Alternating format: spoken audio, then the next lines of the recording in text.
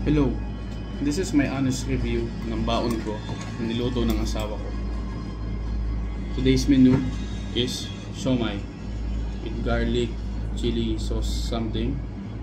Tapos lalagyan mo ng Maggi Sabor for taste.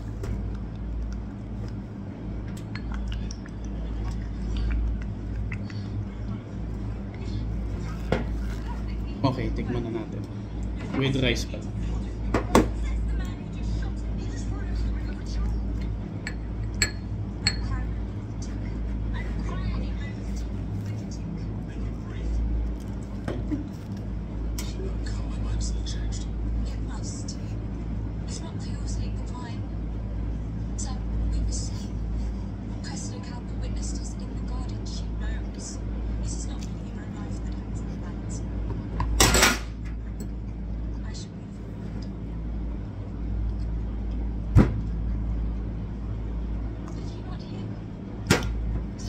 Base sa panlasa ko, review ko, masarap naman siya.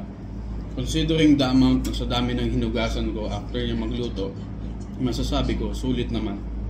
Thumbs up. Good job.